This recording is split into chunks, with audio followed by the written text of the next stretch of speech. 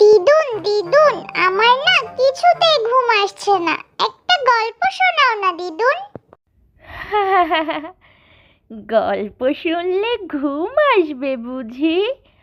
আচ্ছা বেশ, এখানে বসো। আমি তোমাকে এক রাজকন্যা পাখির গল্প শোনাই। তারপর দিদা তার গল্প শুরু করলো। ৭ সমুদ্র ১৩ নদীর পাড়ে এক রাজ্য ছিল।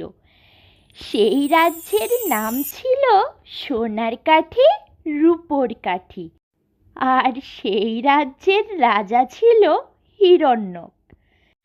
তার একমাত্র মেয়ে, নাম ছিল রাজকন্যা পাখি।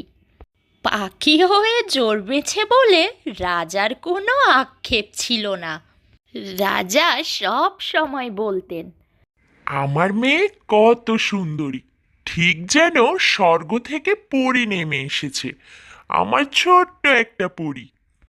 দিনে দিনে রাজকন্যা পাখি বড় হতে লাগলো, বিয়ের বয়স হলো।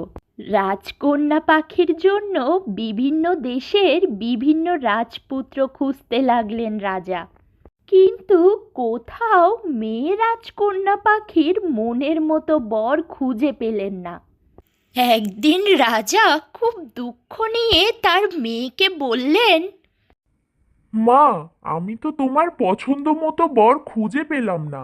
এখন আমি কি করব? বাবা, তুমি যদি আমাকে সাহস দাও তাহলে আমি একটা কথা বলতে পারি তোমাকে। বলো মা। বাবা, আমি স্বপ্নে দেখেছি ৭ সমুদ্র ১৩ নদীর ওপারে আমার জন্য কোনো এক রূপার কুমার অপেক্ষা করছে। সেই রাজ্যটির নাম হচ্ছে স্বপ্ন রাজ্য। আমি ৭ সমুদ্র ১৩ নদী পাড়ি দিয়ে সেই রাজ্যে যাব। তুমি অনুমতি দিলেই আমি যাব বাবা। ঠিক আছে মা, আমি এই পর্যন্ত তোমার সব কথা রেখেছি, এটিও রাখবো।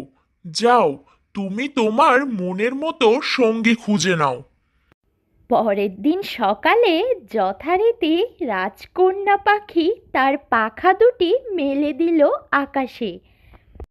পূর্ণিমার চাঁদের মতো ঝলমলে আলো ছড়িয়ে পড়ল চারিদিকে।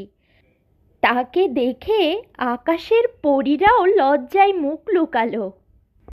ফুল পরীরা সলজ্জ কণ্ঠে বলে উঠল, রাজকন্যা পাখি, তোমার জন্য কি করতে পারি?